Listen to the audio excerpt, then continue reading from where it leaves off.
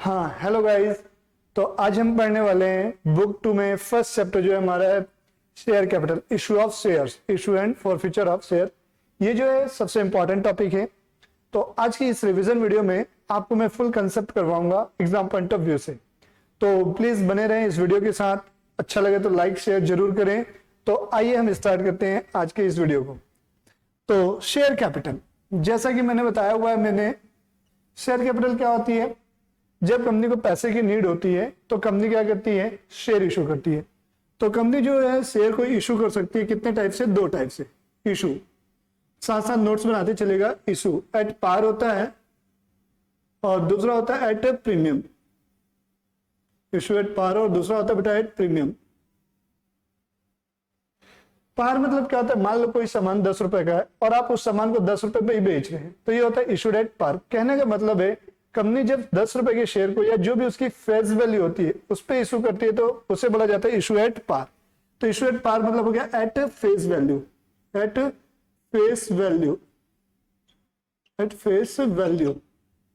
और दूसरा होता है एट प्रीमियम। प्रीमियम का मतलब होता है 10 रुपए के शेयर को 10 रुपए से ज्यादा में इशू करना। कहने का मतलब है मोर देन 10, तो मोर देन फेस वैल्यू। ठीक है। तो कंपनी पहले डिस्काउंट पे भी इशू होता था, बट कंपनीज एक्ट 2013 ने प्रोहिबिट किया था। उसके बाद से कोई भी कंपनी, न्यूली इशूड कंपनी जो है, न्यूली रजिस्टर्ड कंपनी, कोई भी शेयर को डिस्काउंट पे इशू नहीं कर सकती।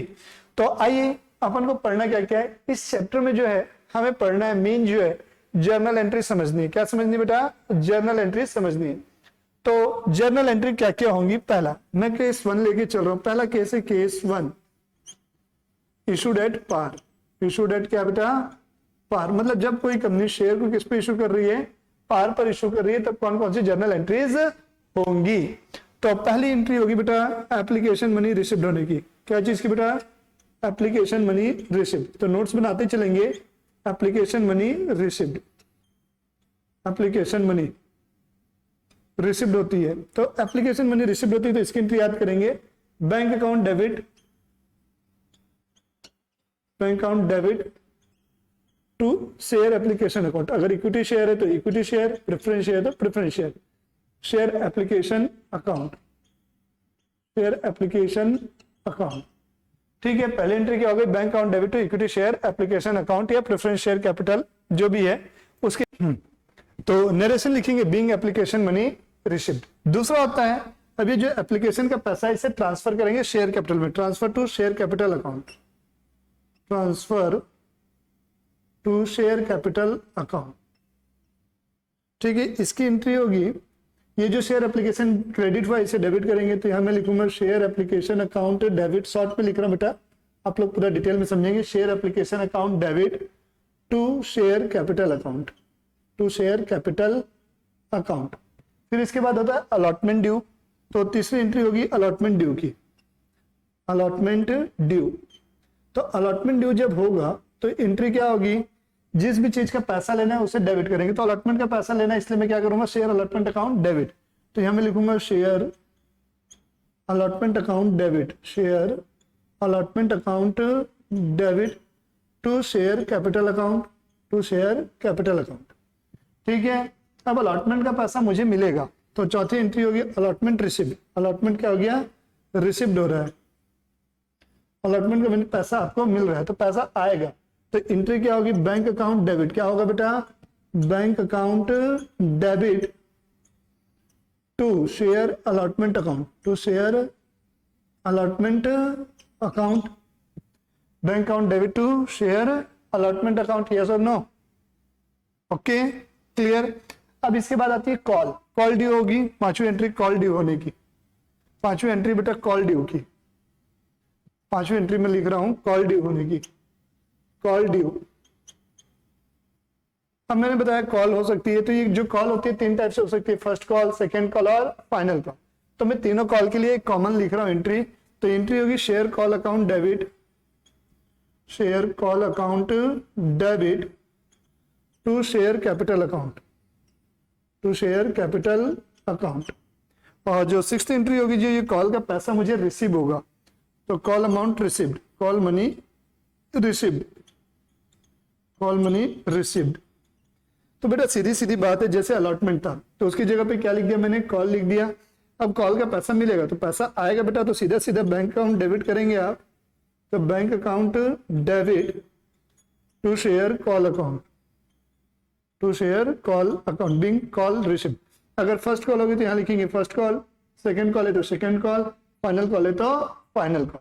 तो इस प्रकार से ये हमारी 6 जर्नल एंट्री होंगी, जिसमें जब हम शेयर को किस पे इशू करेंगे बेटा, पार पे इशू करेंगे, तो ये 6 एंट्रीज हमारी होंगी। क्लियर है चीजें? ओके।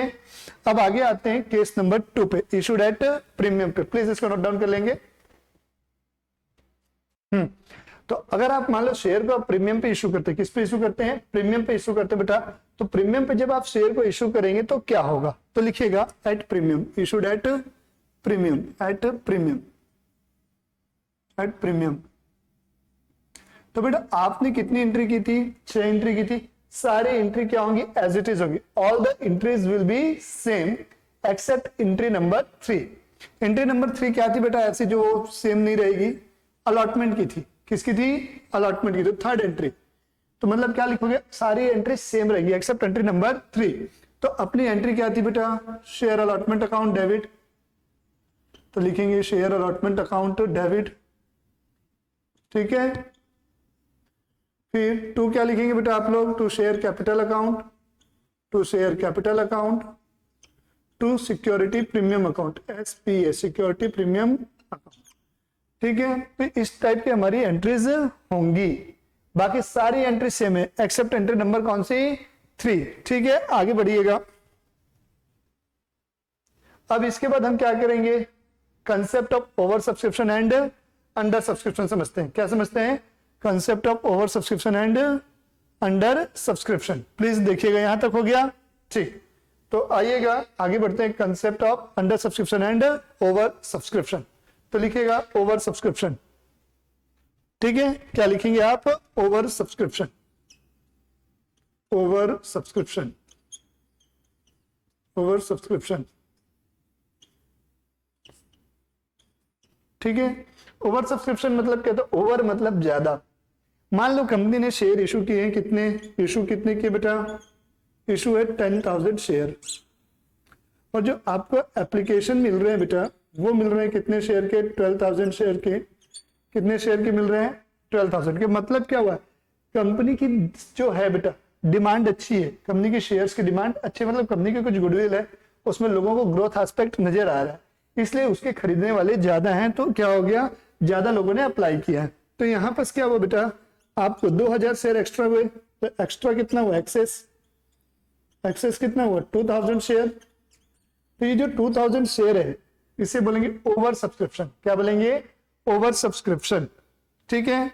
तो अब बात आती है, ये जो 2,000 शेयर है, अब कंपनी को जो पैसा मिला होगा एप्लीकेशन का, वो कितने पे मिला होगा बेटा, कंपनी को जो एप्लीकेशन मनी होगी वो कितने पे मिली होगी, सर 12,000 पे मिली होगी। बिल्कुल सही है।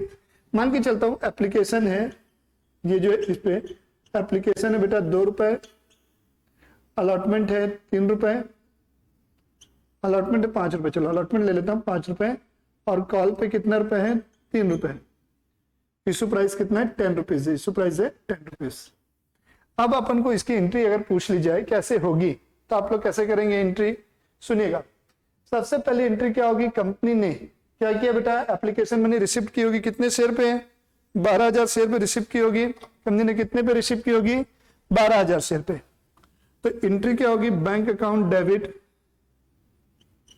Bank account debit to share application account, to share application account. 12,000 share into कितने रुपए पर शेयर एप्लीकेशन है, 2 रुपए, ये कंपनी ने रिसीव कर। अब कंपनी दूसरी एंट्री क्या करेगी, एप्लीकेशन का पैसा ट्रांसफर करेगी कहां, शेयर कैपिटल में। तो एंट्री क्या करेगी, share application account debit to share capital account, to share capital account. कितने शेयर पे अधिकार है कंपनी का, सर 10,000 शेयर पे। बिल्कुल सही बेटा, 10,000 से ज्यादा तो अधिकार है ही नहीं ना, क्योंकि 2,000 तो एक्स्ट्रा है जिसपे कंपनी का अधिकार नहीं। तो मेरा जो बात है, जो मेरा आपसे सवाल है, ये जो 2,000 एक्स्ट्रा मिला है इसका क्या करेंगे, what about that, what about 2,000 equity share on which company क्या बेटा, ऑन विच कंपनी ने क्या किया बेटा, ऑलरेडी कितना रुपए एक्स्ट्रा रिसीव कर लिए, 2 रुपए पर शेयर, मतलब इस पे कितना रुपए एक्स्ट्रा मिल गया, तो एक्सेस जो मिला है एक्सेस, तो इसमें निकाल देता हूं excess application amount. Excess application amount कितना हुआ बेटा, 2000 शेयर है सर, और एक शेयर पे एप्लीकेशन का 2 रुपए है, तो टोटल बनते हैं 4000 रुपए। कितने रुपए बनते हैं, 4000 रुपए बनते। इस 4000 रुपए का क्या ट्रीटमेंट होगा, यही क्वेश्चन है मेरा आपसे। तो लिखेगा heading treatment of excess amount received at the time of allot application. Treatment of excess amount received at the time of application.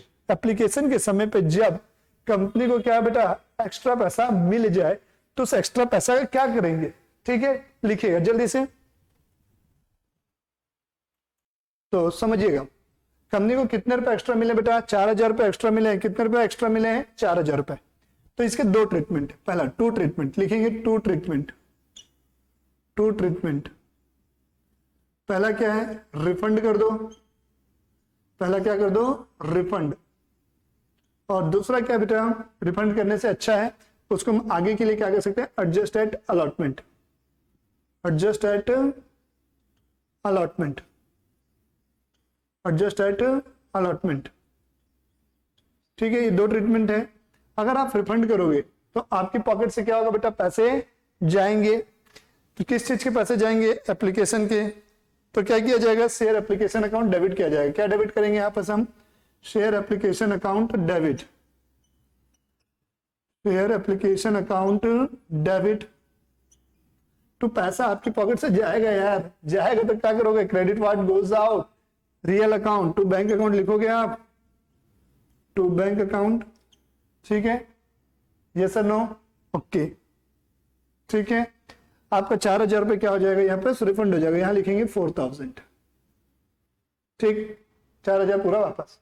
अब दूसरा यार क्या है, बाद में क्या है, सामने वाला बोल रहा है यार एक काम करो, रिफंड मत करो, हमारा पैसा बाद में एडजस्ट कर लेना, मान के चलो, ऐसा बोलता है ये कंपनी। उसको बोलती है यार देखो तुमसे बाद में तो पैसे लेने ही है, एक काम करो इसको हम बाद के लिए क्या कर रखते हैं, रख लेते हैं, इसको हम बाद में क्या कर लेंगे, एडजस्ट कर देंगे आपको, ठीक है। तो एडजस्ट अगर करती है तो share allotment account debit, share allotment account debit, ठीक है। फिर लिखोगे किस चीज का पैसा एडजस्ट करो, एप्लीकेशन का, तो share application account debit, share application account debit to share capital account, to share capital account. अब ध्यान से सुनना, कंपनी ने कितने शेयर इशू किए थे, 10,000 शेयर इशू किए थे बेटा। तो कंपनी का अधिकार कितने पे है, 10,000 शेयर पे है, ओके। तो 10,000 शेयर इंटू एक शेयर पे अलॉटमेंट का कितना रुपए था, 5 रुपए। कहने का मतलब है कंपनी को कितने रुपए रिसीव होते हैं अलॉटमेंट पे, 50,000 रुपए रिसीव्ड होने थे, ठीक। अब एप्लीकेशन का उसको कितना पैसा एक्स्ट्रा दिया हुआ है, कंपनी को कितना पैसा एक्स्ट्रा मिला हुआ है, 4000 रुपए मिला हुआ है। तो उस 4000 को एडजस्ट करेगी तो 4000 को यहाँ डेबिट कर देगी, मतलब मिलना था 50,000, हमने क्या हुआ, कंपनी जब आई तुम्हारे दरवाजे, भाई 50,000 रुपए दो अलॉटमेंट के। मैं बोला यार एक बार एक काम करो, ध्यान से थोड़ा अपना हिसाब किताब देखो यार, मैंने तुमको 4000 फालतू दिए हुए हैं, 4000 रुपए मैंने आपको एक्स्ट्रा पे किए हुए हैं। कौन बोल रहा है ऐसा, शेयर होल्डर बोल रहा है, किसको, कंपनी को। तो कंपनी हमने बुक्स ऑफ अकाउंट देखी, हाँ ठीक बोल रहे हो, तो मैं कितना दूंगा, बोले कंपनी बोलेगी 50 लेना था, तुमने 4 दिया हुआ ऑलरेडी, तो कितना बनता है आपका 46,000। तो ये बनेगा शेयर अलॉटमेंट अकाउंट 46,000। ये कहां से है, बैलेंसिंग फिगर। कहने का मतलब क्या हुआ, जितना लेना था उसमें से जितना पैसा एक्स्ट्रा मिला हुआ है उसको मैंने क्या कर दिया, डिडक्ट कर दिया, माइनस कर दिया। तो ये 2 ट्रीटमेंट है, ये जो है बहुत ही इंपॉर्टेंट है, इसको ध्यान में रखते हुए चलेंगे, प्लीज नोट कर लेंगे।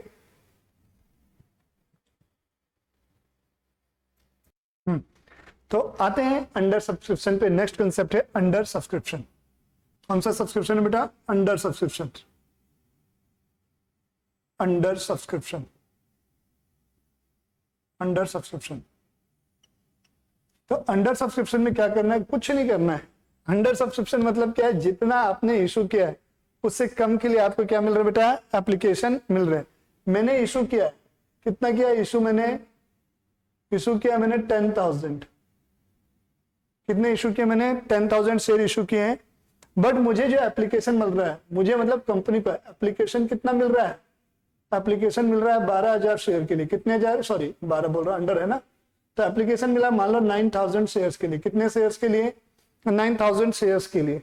मतलब कंपनी के खरीदार कम है, लोगों को इसमें उतना उम्मीद नहीं है कि इससे कंपनी में क्या होगी, ग्रोथ आएगी, तो ज्यादा लोगों ने इंटरेस्ट नहीं दिखाया। तो रीजन जो भी हो, हमको उससे कुछ नहीं करना है, भावनाओं पे नहीं जाना है, ठीक है। तो 9,000 शेयर कंपनी को मिले, कोई दिक्कत नहीं। तो अंडर सब्सक्रिप्शन का मतलब क्या होगा, जब कंपनी को जो एप्लीकेशन रिसीव हो रहे हैं वो क्या है, जितने शेयर इशू किए थे उससे कम के लिए, तो इस सिचुएशन को बोला जाएगा अंडर सब्सक्रिप्शन। क्या बोला जाएगा, अंडर सब्सक्रिप्शन, हाँ या ना, ओके। तो कंपनी की जितनी भी एंट्री की नोट डाल के लिख लेंगे, all the entries will be passed on the basis of application received in the case of under subscription. फिर से बोल रहा हूं, अंडर सब्सक्रिप्शन के केस में सारी एंट्रियां जितने एप्लीकेशन रिसीव हुए उसी के बेस पर की जाएगी, हमें नंबर ऑफ शेयर इशूड से कोई लेना देना नहीं है।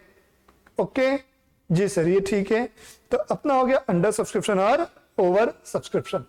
अब आते हैं हम कॉल्स इन एडवांस पे। किस पे आते हैं, calls in advance, calls in advance, calls in advance, ठीक है। कॉल्स इन एडवांस, एडवांस मतलब मुझे पहले से पैसा मिल गया, कहने का मतलब क्या समझाता हूं।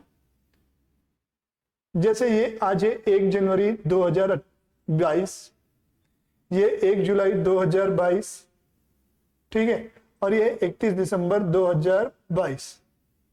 यहां पर कंपनी को एप्लीकेशन का पैसा रिसीव होना था, यहां पर अलॉटमेंट का पैसा रिसीव होना था, और यहां पर कंपनी को किसका पैसा रिसीव होना था, कॉल का पैसा रिसीव होना था। ये टाइमलाइन मैंने बना दी, कौन कौन सी किस चीज की ड्यू डेट्स हैं।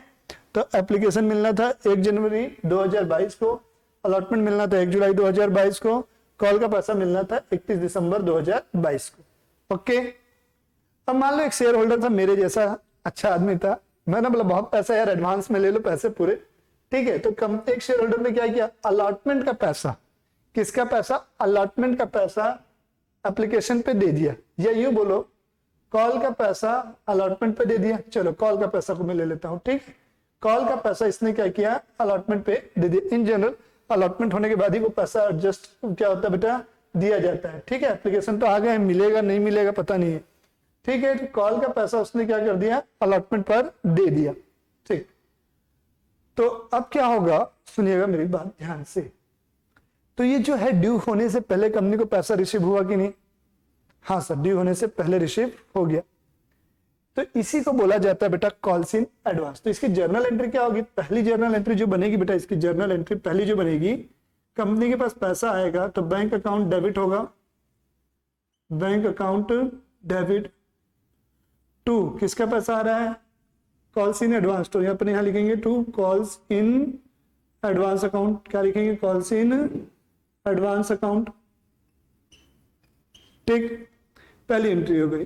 अब दूसरी एंट्री क्या होगी, कॉल्स इन एडवांस का जो पैसा है उसे हम बाद में क्या करेंगे बेटा, एडजस्ट करेंगे। कहां पास, कॉल के समय ही एडजस्ट होगा ना। तो ये कॉल्स इन एडवांस जो क्रेडिट है इसे हम क्या करेंगे बेटा, डेबिट करेंगे। तो एंट्री क्या होगी, calls in advance account debit, calls in advance account debit, calls in advance account debit to share call account. पूरा पैसा आप यहां पर एडजस्ट कर लेंगे, शेयर कॉल अकाउंट। अब ये आपके ऊपर डिपेंड करता है, ड्यू होने पर आप एडजस्ट कर रहे हो या रिसीव करने के टाइम पे एडजस्ट कर रहे हो, दोनों समय आप क्या कर सकते हैं, एडजस्ट कर सकते हैं, कहीं कोई दिक्कत नहीं है, दोनों एंट्रियां सही। कई लोग bank account debit, calls in advance account debit to share call account ऐसा भी लिखते हैं, चलेगा। Calls in advance account debit to share call account, कोई दिक्कत वाली बात नहीं है। अब एक एंट्री क्या होती है सुनिएगा, कंपनी को एडवांस में पैसे मिल गए हैं, तो कंपनी को जो एडवांस में पैसे मिले हुए हैं तो कंपनी को इन पैसों पर क्या होता है, ब्याज देना होता है, जिसको हम इंटरेस्ट बोलते हैं।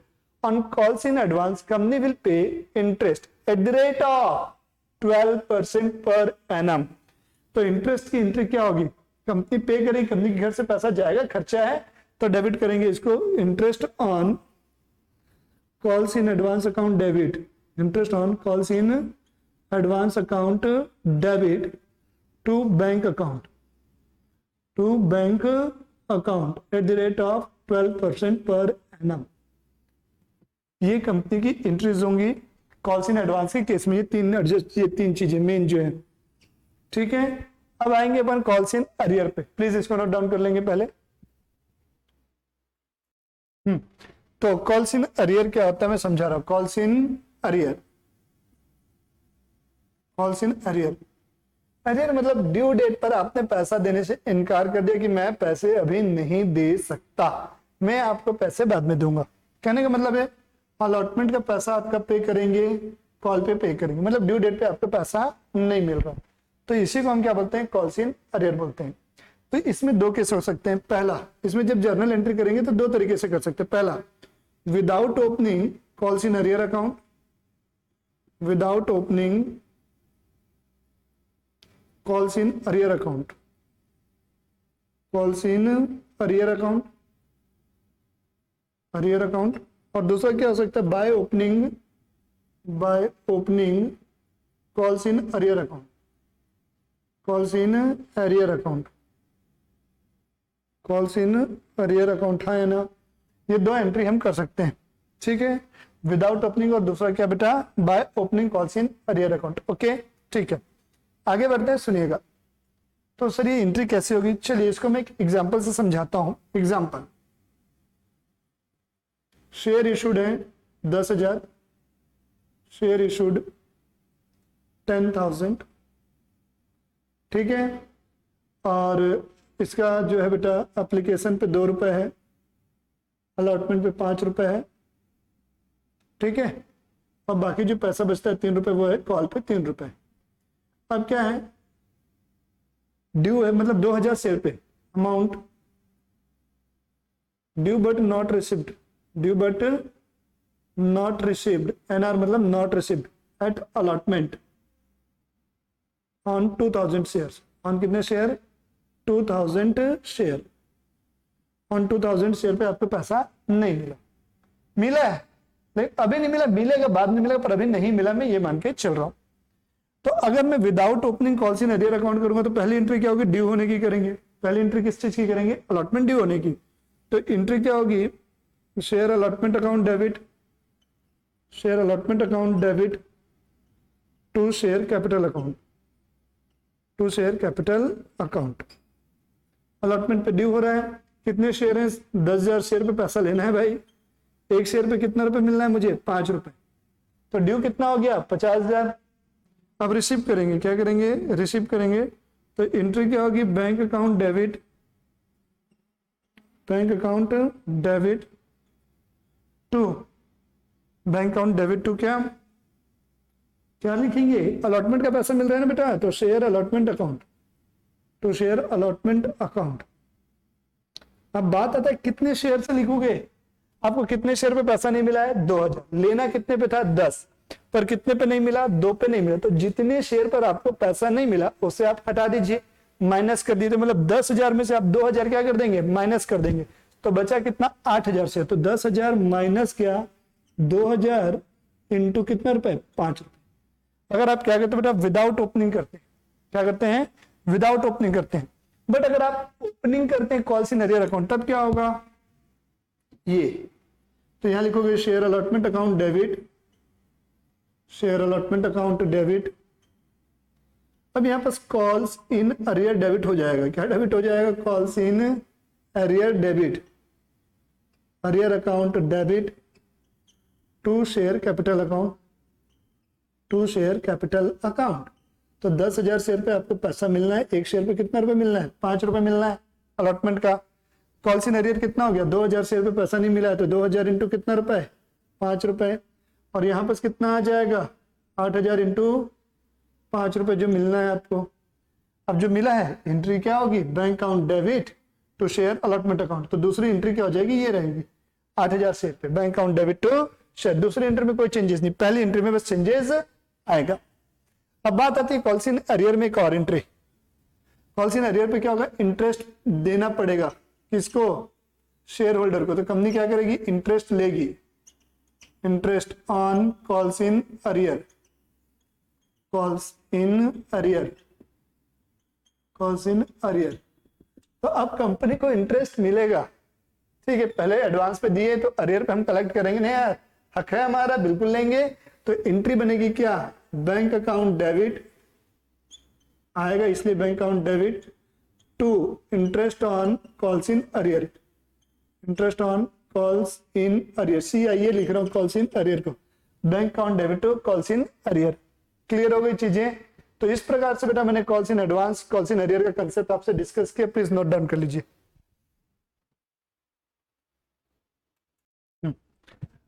तो ये सारी एंट्री हो गई। अब अपन बात करते हैं इंटरेस्ट कैसे कैलकुलेट किया जाएगा। Calculation of interest, calculation of interest. तो जितना भी पैसा आपका एडवांस में मिल गया है या जितना भी पैसा आपका अरियर है वो लिखोगे सबसे पहले।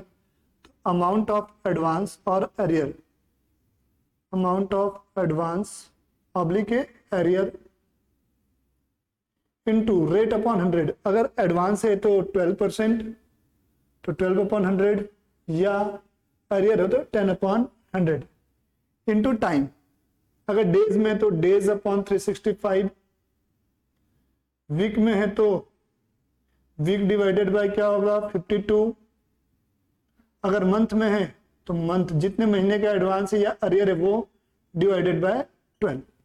इस तरीके से आप क्या करेंगे, अरियर पे आप क्या निकाल सकते हैं या एडवांस पे इंटरेस्ट कैलकुलेट कर सकते हैं। एक होता है बेटा प्रोराटा अलॉटमेंट, ये सबसे इंपॉर्टेंट है, आपको मिलेगा ही मिलेगा। Pro rata allotment, pro rata allotment, pro rata allotment, ये सबसे इंपॉर्टेंट है प्रोराटा अलॉटमेंट। ये समझ गए, मतलब समझ लो आधा से अधिक आपके सिर का बोझ खत्म। तो जब भी ओवर सब्सक्रिप्शन होता है बेटा, क्या होता है, जब भी ओवर सब्सक्रिप्शन होता है, in case of over subscription pro rata allotment का कंसेप्ट क्या होता है बेटा, अप्लाई। तो the concept of pro rata allotment will be applied. समझते हैं कैसे। इशू किए गए थे, मान के चलता हूं मैं 10,000 शेयर, इशू है 10,000 शेयर्स, एप्लीकेशन मुझे मिले 15,000 शेयर्स के लिए। एप्लीकेशन कितने रिसीव्ड हुए, 15,000 शेयर्स के लिए। ठीक है, तो मैंने क्या बोला, प्रोराटा का कंसेप्ट कब अप्लाई होगा, जब आपके पास ओवर सब्सक्रिप्शन की सिचुएशन बन रही होगी। अब लिखा है company allotted, company allotted as under, company allotted as under, company allotted as under, company allotted as under. Share company ने शेयर जो है बेटा किस प्रकार से अलॉट के दिया है, जिसने अप्लाइड किया था, अप्लाइड फॉर 7,000 शेयर्स, जिसने 7,000 शेयर्स मांगे थे उसको कंपनी ने कितने शेयर दे दिए, 7,000 पूरे दे दिए। जिसने कितने मांगे थे, जिसने अप्लाइड किया था फॉर 5,000 शेयर्स, उसको कंपनी दे रही है कितने, 3,000 शेयर। और रिमेनिंग कितने बच गए, देखो कितने का हिसाब मिल गया, 7,512 का हिसाब हमको मिल गया। तो अभी भी हमारे पास कितने शेयर और बच गए, 3,000। तो 3,000 वाले कंपनी को जो है, 3,000 शेयर वालों को कंपनी ने कुछ भी नहीं दिया, नील, जीरो। तो ये जो सिचुएशन होती है इसी को हम क्या बोलते हैं, प्रोराटा अलॉटमेंट। जब भी प्रोराटा अलॉटमेंट होगा तो हम एक टेबल बनाएंगे जिसको बोलेंगे एनालिटिकल टेबल। वो दिखेगी कैसे, एनालिटिकल टेबल दिखा रहा हूं मैं, यहां लिखेंगे analysis table, analysis table, analysis table. ठीक है, एनालिसिस टेबल बनाएंगे तो यहां लिखोगे शेयर अप्लाइड, पहला कॉलम होगा अप्लाइड का, ठीक है, दूसरा होगा अलॉटेड का, कितने शेयर आप अलॉट कर रहे हो सामने वाले को, तीसरा कॉलम जो होगा एक्सेस एप्लीकेशन मनी का होगा, excess application money, excess application money या अमाउंट। और चौथा कॉलम जो बनाओगे आप लोगों को बनेगा ट्रीटमेंट, जो एक्स्ट्रा पैसा है बेटा, जो मैंने बताया था ना ओवर सब्सक्रिप्शन के केस में एक्स्ट्रा पैसा मिलता है, उसका क्या करेंगे, तो यहां पर लिखोगे चौथा कॉलम ट्रीटमेंट। क्या लिखोगे, उसका चौथा कॉलम जो है ट्रीटमेंट, ट्रीटमेंट। तो जैसे यहां पर लिखोगे अप्लाइड कितना था 7,000, तो अप्लाइड में 7,000 लिखोगे, अलॉटेड में लिखोगे 7,000, जितना मांगा उतना मिल गया। तो कोई एक्स्ट्रा हुआ क्या, बिल्कुल नहीं हुआ सर।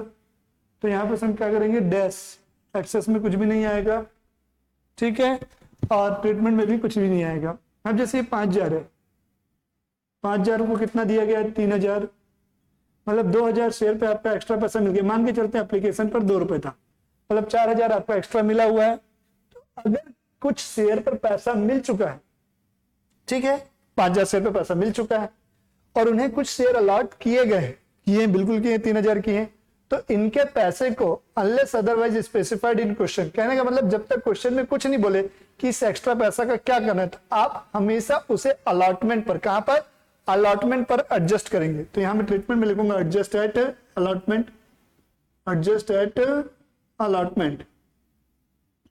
और ये जो भाई साहब 3,000 शेयर है, गरीब टाइप के, इनको कुछ नहीं दिया गया, निकाल दिया गया, 3,000 वाले को कुछ भी नहीं दिया है, तो 3,000 इंटू क्या 2, बेचारे क्या बोलेंगे, भाई कुछ दे नहीं रहे हो यार, मेरा पैसा दे दो, जो लिया है आपने वो अपना पैसा लेके घर चला जाएगा, संतुष्ट हो जाएगा, ठीक है। तो इसको क्या करोगे आप, रिफंड करोगे। तो ये क्या करोगे बेटा, आप इसको रिफंड करोगे। प्लीज नोट डाउन कर लेंगे।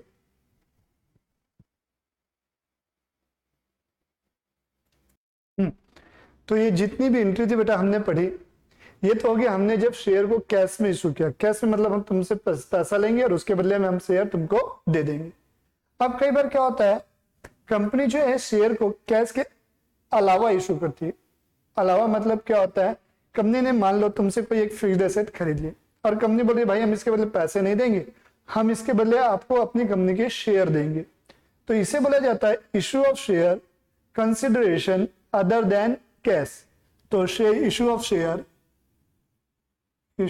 Share consideration in consideration other than cash, in consideration other than cash, in consideration other than cash, other than cash, other than cash, cash के अलावा कंपनी ने कोई शेयर इशू किए हुए हैं, तो उस केस में क्या एंट्रीज होंगी, issue of share in consideration other than cash, ठीक है।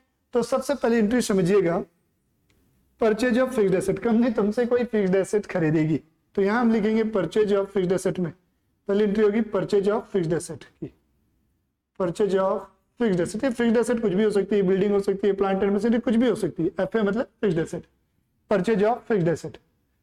तो हम खरीद रहे हैं भाई, फिक्स्ड एसेट आएगी हमारे पास, एसेट है real account debit what comes in, तो हम क्या लिखेंगे fixed asset account debit, fixed asset account debit. किससे, नकदी में नहीं खरीद रहा भाई, कैश में खरीदूंगा तो बात ही खत्म, ठीक है। कैश में खरीदा ही नहीं हूं मैंने, उधारी में खरीदा हूं। तो जिस पार्टी से खरीदा है उसका नाम, उसका हम बोलते हैं वेंडर।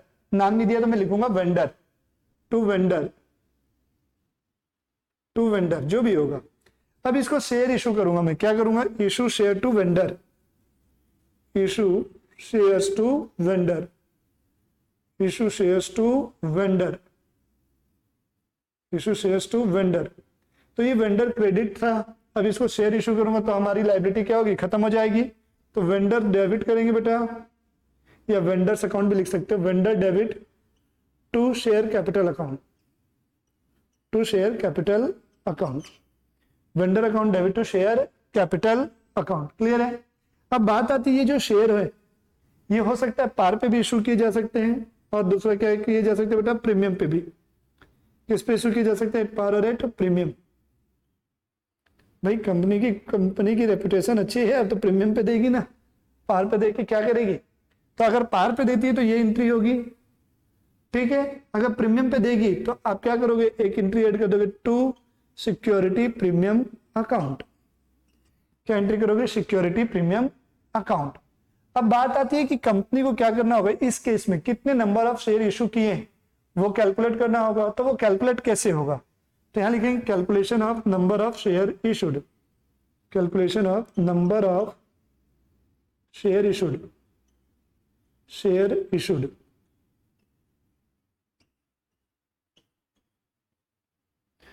तो अपन बोलेंगे परचेज कंसिडरेशन, क्या बेटा, purchase consideration divided by issue price. Purchase consideration, PC लिखूंगा परचेज कंसिडरेशन को, और divided by issue price. Sir ये पीसी क्या, पीसी मतलब मैंने जितने में वो एसेट खरीदी, मैंने खरीदी है मान लो 10 लाख रुपए की, कितने की खरीदी है, 10 लाख रुपए की, तो 10 लाख मेरा क्या कहलाएगा, परचेज कंसिडरेशन। मान लो मैंने 100 रुपए वाले शेयर इशू किए, पार पे इशू किए, तो इशू प्राइस मेरा कितना हो गया, 100 रुपए।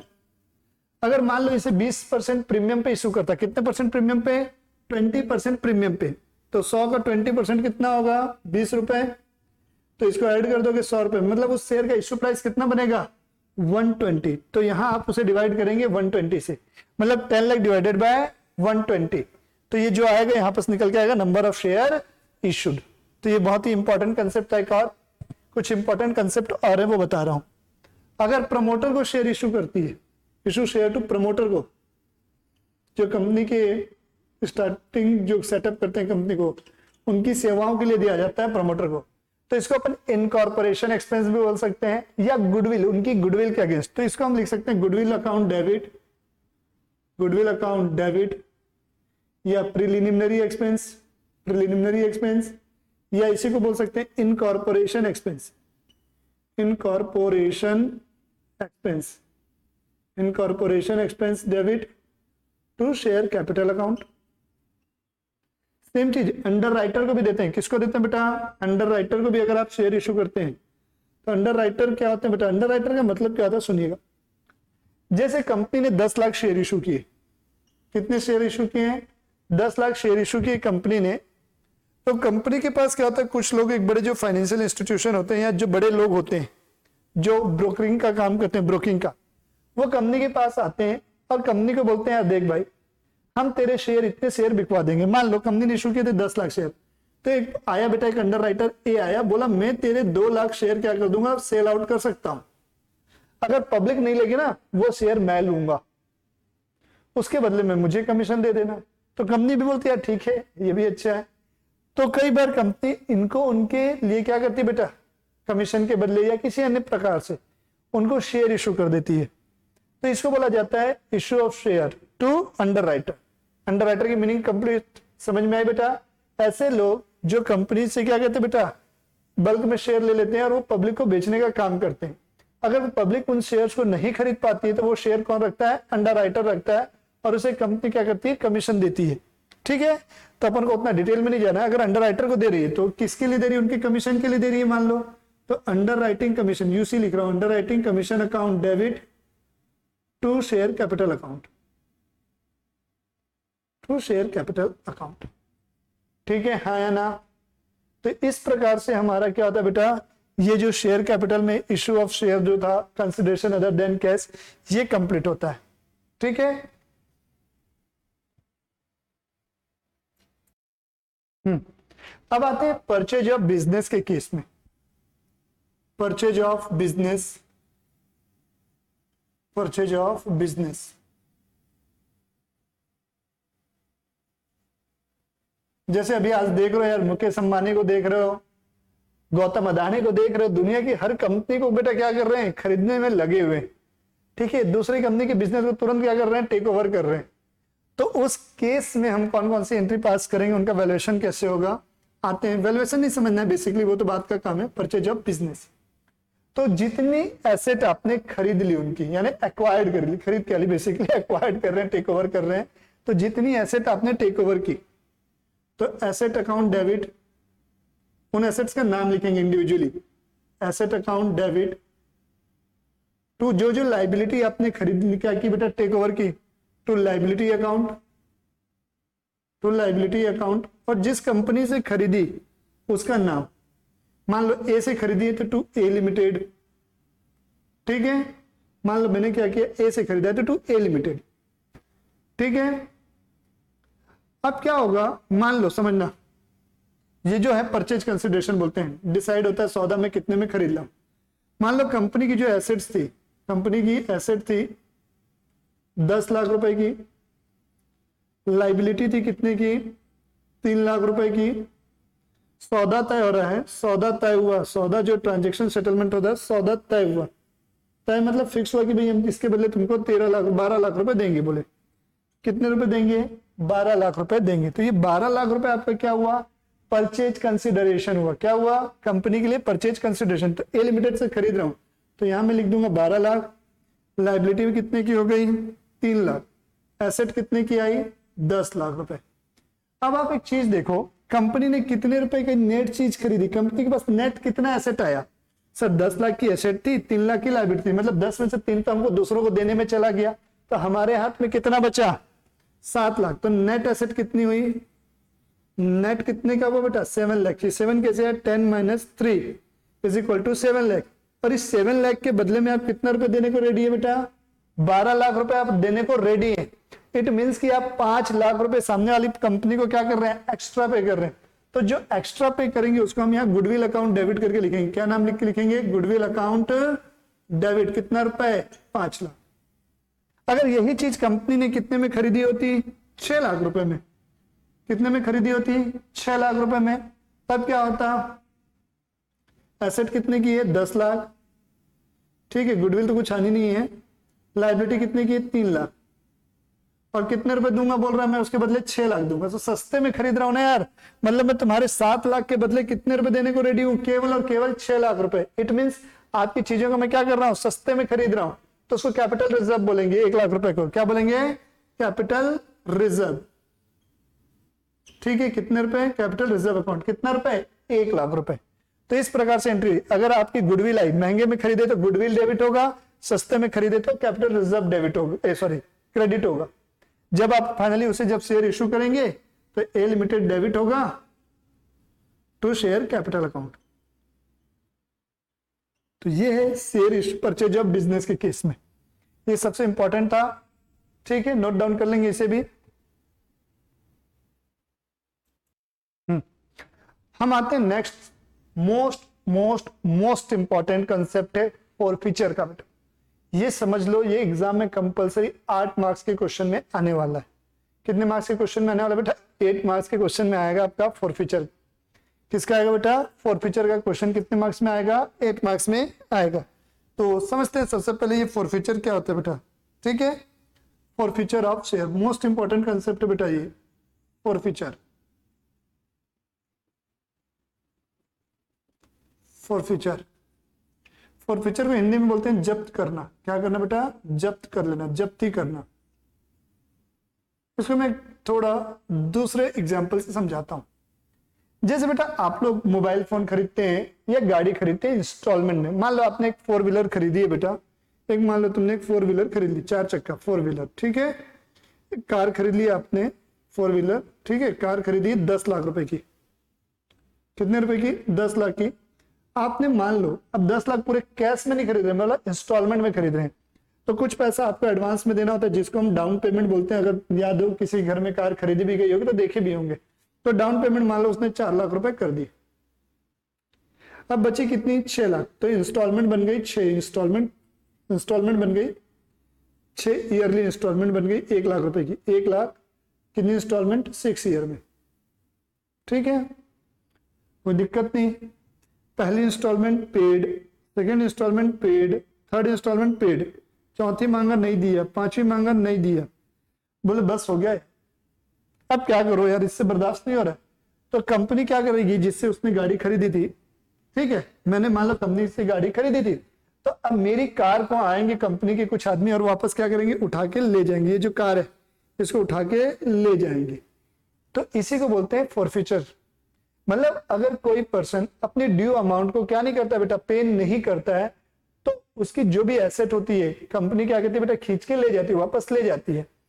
तो इस केस में कंपनी को क्या फायदा हुआ जो डाउन पेमेंट था वो भी कंपनी का और ये 3 इंस्टॉलमेंट कंपनी ने पे की थी सॉरी कंपनी को मिली थी तो ये 3 इंस्टॉलमेंट भी कंपनी की हो गई और एसेट कंपनी के पास आ गई।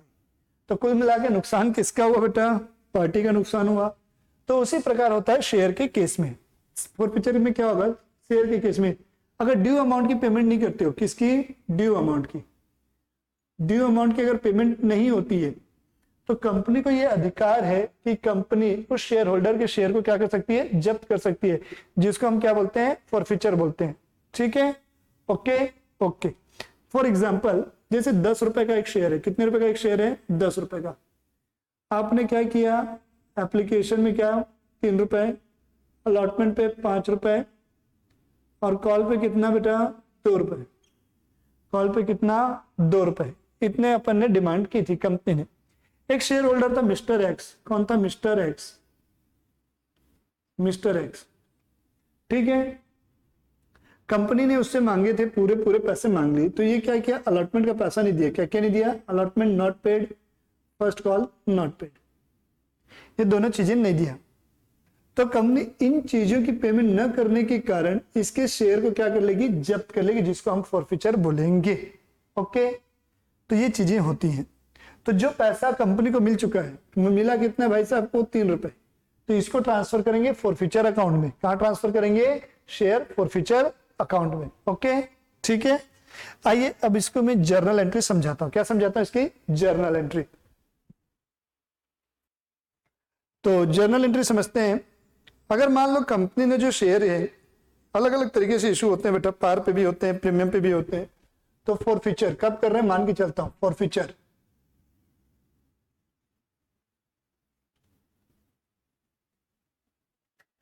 फॉरफीचर हो रहा है। अगर पार पे इशू किए, किस पे इशू किए हैं, इशू हुआ था पार पे, इशू डेट पार हुआ, ठीक है। और इशूड हुआ है बेटा प्रीमियम पे, किस पे इशूड हुआ है, प्रीमियम पे, ठीक है। अब प्रीमियम पे 2 केस बनते हैं। फॉरफीचर कब हो रहा है, before receiving premium amount, premium amount मिलने से पहले, before receiving premium, before receiving premium,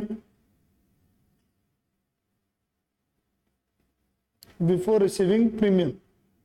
और दूसरा क्या हो सकता है बेटा, प्रीमियम मिलने के बाद, after receiving premium, after receiving premium, after receiving premium,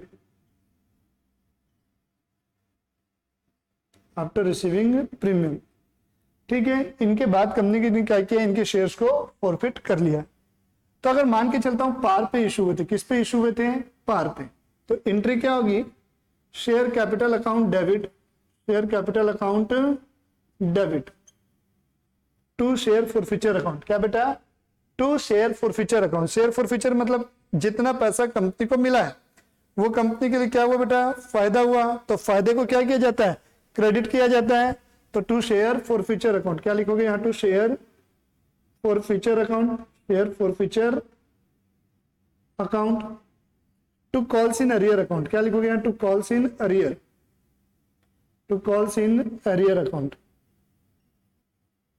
अब बात आती है कि क्या क्या कॉल्स इन अरियर मतलब क्या हुआ, मान लो अलॉटमेंट का पैसा नहीं मिला तो टू शेयर अलॉटमेंट लिखोगे, टू शेयर अलॉटमेंट। मान लो कॉल का पैसा नहीं मिला है तो टू शेयर अलॉटमेंट अकाउंट की जगह यहाँ क्या आ जाएगा, टू कॉल का पैसा। ये दोनों नहीं मिले तो दोनों लिखोगे। कहने का मतलब कॉल्स इन अरियर मतलब जिन जिन चीजों का आपको पैसा नहीं मिला भाई साहब, उन चीजों को आप यहाँ लिख दीजिएगा। ओके, अब ये क्रेडिट क्यों हो रहा है समझिएगा। क्रेडिट हम क्यों कर रहे हैं, जैसे मुझे अलॉटमेंट मिलना था तो मैंने एंट्री क्या की थी, शेयर अलॉटमेंट अकाउंट डेबिट की थी, शेयर अलॉटमेंट अकाउंट डेबिट मिलना था, बट पैसा नहीं मिला तो इसको मुझे कैंसिल करना पड़ेगा कि नहीं। तो डेबिट को कैंसिल करने के लिए क्या करेंगे, यहाँ पर अपन क्रेडिट करेंगे। तो इसको क्रेडिट करने के पीछे का लॉजिक ये कि हम इसे क्रेडिट क्यों करें। सेम चीज कॉल ड्यू थी तो शेयर कॉल अकाउंट हमने क्या किया बेटा, डेबिट किया, पर इसका भी पैसा मुझे नहीं मिला तो हम उसको कैंसिल करने के लिए क्या कर रहे हैं, टू शेयर कॉल अकाउंट लिख रहे हैं। शेयर फॉरफीचर क्यों, कंपनी को जितना पैसा मिल चुका वो कंपनी का फायदा, इसलिए वो पूरा पैसा कहां जाएगा, फॉरफीचर में। तो ये कौन सी अमाउंट होगी, मनी ऑलरेडी रिसीव्ड, जितना पैसा कंपनी को मिल चुका है, मनी ऑलरेडी रिसीव्ड, ये पैसा इसमें आएगा फॉरफीचर में। और शेयर कैपिटल अकाउंट डेबिट क्यों रहा है, क्योंकि मार्केट से आपने शेयर हटा लिए तो शेयर जब कम होंगे तो कैपिटल क्या होगी, कम होगी, तो कैपिटल कम होती है तो डेबिट होती है। तो यहां किससे आएगी, कॉल्ड अप कैपिटल से। कौन सी कैपिटल से है, कॉल्ड अप कैपिटल, जितना पैसा मांगा कॉल्ड अप कैपिटल। मान लो कंपनी ने 10 रुपए पूरे मांग लिए, जैसे मान लो एप्लीकेशन है 2 रुपए, अलॉटमेंट है 5 रुपए, कॉल 3 रुपए। मान लो कंपनी ने पूरे पैसे मांग लिए तो कॉल्ड अप कैपिटल हो गई 10 रुपए। मान लो कंपनी ने एप्लीकेशन और अलॉटमेंट मांगा तो कॉल्ड अप कैपिटल 7। ठीक है, समझ में आ गया, ये होती है कॉल्ड अप कैपिटल। तो ये हो गया इशू ऑफ शेयर, जब हमने किस पे किया था, पार पे। उसके बाद क्या हुआ, फॉरफीचर। अब बात आती है प्रीमियम मिलने के बाद फॉरफिट होना, और दूसरा होता है प्रीमियम मिलने से पहले फॉरफिट होना। तो प्रीमियम मिलने के बाद फॉरफिट हो गया, कोई दिक्कत नहीं, सेम एंट्रीज होंगी पूरी की पूरी। आफ्टर रिसीविंग प्रीमियम में कहीं कोई दिक्कत नहीं, प्रीमियम मेरा था मुझे मिल गया, कोई दिक्कत वाली बात नहीं। अब दिक्कत कब होती है, बिफोर रिसीविंग प्रीमियम में, प्रीमियम मिलने से पहले। तो शेयर कैपिटल अकाउंट डेबिट होगा, बिल्कुल होगा, शेयर कैपिटल अकाउंट डेबिट होगा। कॉल्ड अप कैपिटल से, ठीक है। अब बात आता है प्रीमियम मुझे नहीं मिला भाई साहब, क्या नहीं मिला हुआ है, प्रीमियम का पैसा नहीं मिला है, तो क्या करें, मान के चलते हैं अलॉटमेंट पे प्रीमियम था, तो आपने एंट्री क्या की थी उस समय, अलॉटमेंट पे जब प्रीमियम आपने मांगा होगा तो एंट्री की होगी शेयर अलॉटमेंट अकाउंट डेबिट। जब इशू किए थे बात हुई थी अलॉटमेंट ड्यू हो रहा है, तो टू शेयर कैपिटल हुआ था, टू सिक्योरिटी प्रीमियम अकाउंट हुआ था, क्या होता है, टू सिक्योरिटी प्रीमियम अकाउंट। मतलब आपने प्रीमियम को क्रेडिट किया था ये मानते हुए कि ये पैसा आपको मिल जाएगा, ये आपकी इनकम है, आपके लिए प्रॉफिट है। शेख चिल्ली जैसे हम सपने देख रहे थे पैसा आएगा, बट एंड टाइम पे हमारे पास पैसे नहीं आए, तो इसको मुझे क्या करना होगा, कैंसिल करना होगा। तो कैंसिल कब होगा, जब इसको मैं डेबिट करूंगा, तो इसलिए हमें क्या लिखूंगा, सिक्योरिटी प्रीमियम अकाउंट डेबिट। बाकी क्रेडिट के सेम चीज, to share forfeiture account, जितना पैसा मिल चुका है, to calls in arrear including premium, क्योंकि यहां प्रीमियम डेबिट है तो यहां क्रेडिट को भी क्या करना पड़ेगा, मुझे इंक्लूड करके लेना पड़ेगा, और बिफोर रिसीविंग में तो करना ही पड़ेगा, आफ्टर रिसीविंग है तो प्रीमियम को भूल जाओ। और कॉल्ड अप कैपिटल जब मैं काउंट करूंगा तो प्रीमियम से हमें कोई मतलब नहीं था, उसकी जो फेस वैल्यू क्या होती है हमेशा उसी से देखा जाएगा, प्रीमियम से कोई लेना देना कॉल्ड अप कैपिटल का नहीं रहेगा। ओके, तो ये चीजें थी फॉरफीचर की। अब ये जो शेयर हमने फॉरफिट किए उन्हें री इशू किया जाएगा, क्या किया जाएगा, री इशू किया जाएगा। तो री इशू के केस में हम क्या करेंगे, तो आते हैं री इशू का केस, तब तक के लिए इसको नोट कीजिए। री इशू करते हैं हम शेयर को, आइए लिखते हैं री इशू ऑफ शेयर, री इशू ऑफ फॉरफिटेड शेयर, री इशू ऑफ फॉरफिटेड शेयर, री इशू ऑफ फॉरफिटेड शेयर। तो री इशू अपन करेंगे फॉरफिटेड शेयर का, तो समझते हैं कैसे करेंगे। तो ये जैसे बेटा होता है री इशू किसी पे भी हो सकता है, पार पे, प्रीमियम पे, डिस्काउंट पे। अगर आप री इशू करते हैं पार पे, किस पे री इशू करते हैं, पार पे, तो पैसा आएगा भाई साहब, तो bank account debit to share capital account. Premium pay करते हैं, प्रीमियम पे तो भी कोई दिक्कत नहीं, करो भाई, बैंक अकाउंट डेबिट रहेगा, bank account debit to share capital account to security premium account, to security premium account, ठीक है। और तीसरा जो है बेटा डिस्काउंट पे रीइशू हो सकता है, किस पे हो सकता है, डीएसटी मतलब डिस्काउंट पे। तो यहां जो मैं डिस्काउंट है उसको फॉरफीचर के नाम से लिखूंगा, मतलब पहली एंट्री क्या होगी, bank account debit, bank account debit. ये जो डिस्काउंट है इसको मैं लिखूंगा फॉरफीचर अकाउंट, शेयर फॉरफीचर ना, share, share forfeiture account debit to share capital account. मान लो 10 रुपए का शेयर था, कितने का शेयर था, 10 रुपए का जो शेयर था उसे 10 रुपए में री इशू किया तो 10 रुपए है, 9 रुपए में इशू किया तो यहाँ पर 9 रुपए आएगा, और यहाँ पर डिस्काउंट में 1 रुपए, और ये शेयर कैपिटल 10 रुपए, और 10 के शेयर को 11 में री इशू किया तो यहाँ आएगा 11 रुपए, यहाँ आएगा 10 रुपए, और यहाँ प्रीमियम में 1 रुपए। अब ये जो पैसा है बेटा शेयर को फॉरफिट करके जब री इशू करते हैं तो जो फॉरफीचर का पैसा है वो हमारे लिए प्रॉफिट है, ठीक है, जिसे हम कहाँ ट्रांसफर करेंगे बेटा, कैपिटल रिजर्व में ट्रांसफर करेंगे। तो ट्रांसफर जब करेंगे कैपिटल रिजर्व में तो एंट्री क्या होगी, share forfeiture account debit, share forfeiture account debit to capital reserve account. कौन सा अकाउंट, कैपिटल रिजर्व अकाउंट। तो अब फायदा और नुकसान जो नेट अमाउंट है क्या होता है, नेट अमाउंट। अब मान लो कंपनी ने फॉरफिट किए थे 500 शेयर, फॉरफिट कितने हुए, फॉरफिट हुए 500 शेयर, और इसमें डेबिट कितना था, फॉरफीचर अकाउंट में मान लो 5 रुपए डेबिट था, 5 रुपए मिल चुके थे, ठीक है, फायदा हमारा 5 रुपए का था, और फॉरफिट कितने हुए 500 शेयर।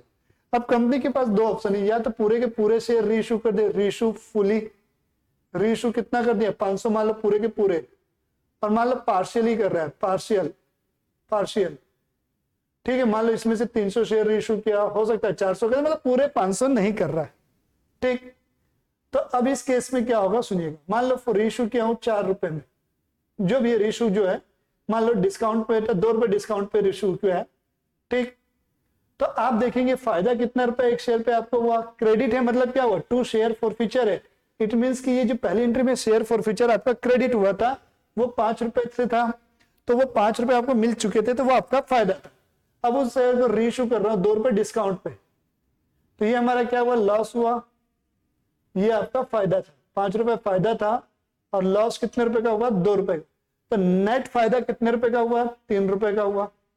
कितने का हुआ नेट फायदा, 3 रुपए का। तो इसको मैं ट्रांसफर करूंगा तो share forfeiture account debit to capital reserve. तो सीधा सीधा इसके लिए एक फॉर्मूला बना दिया मैंने। ऐसा में नहीं तो कंफ्यूजन होता है, फुली रीइश्यू है तो कितना, फिर पार्शियल रीइश्यू है तो कितना क्रेडिट में जाएगा इसके। तो इसीलिए मैंने इसके लिए एक फॉर्मूला बनाया। क्या फॉर्मूला बनाया है, आप लिखेंगे नंबर ऑफ शेयर री इशूड, लिखिएगा नंबर ऑफ शेयर री इशूड।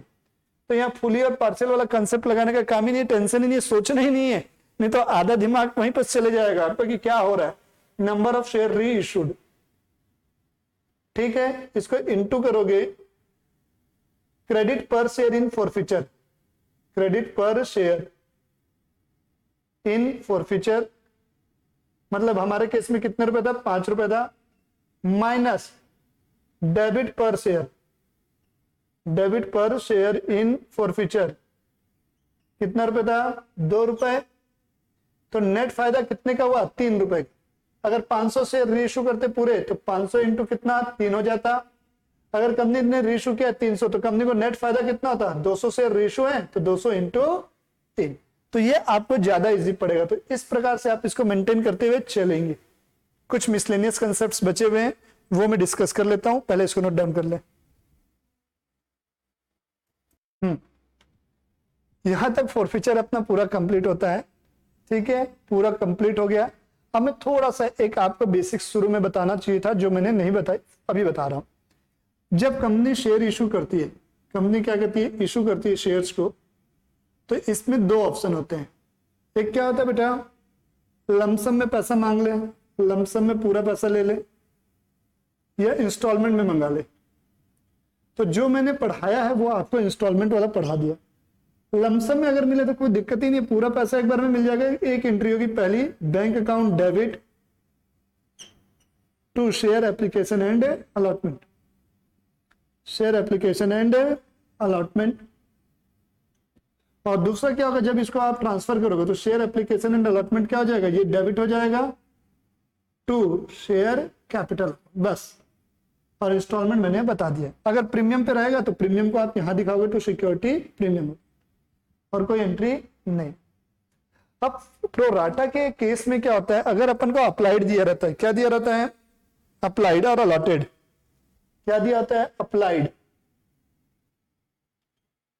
प्रोराटा के केस में तो हमको क्या कैलकुलेट करना पड़ेगा, अलॉटेड निकालना होगा। और जब अलॉटेड दिया रहेगा तो आपको क्या निकालना पड़ेगा, अप्लाइड। तो इसका बेटा मैं डिटेल वीडियो नहीं बना रहा हूं यहां पर, आपको इसका एक शॉर्ट वीडियो में 5 मिनट का, आपको इसको बाद में, इसके बाद में मतलब इस वीडियो के बाद में एक 5 मिनट में मैं इसको समझा के पूरा एक्सप्लेन करूंगा। तब तक जितना मैंने पढ़ाया बेटा उसको अच्छे से आप नोट डाउन कर लीजिए।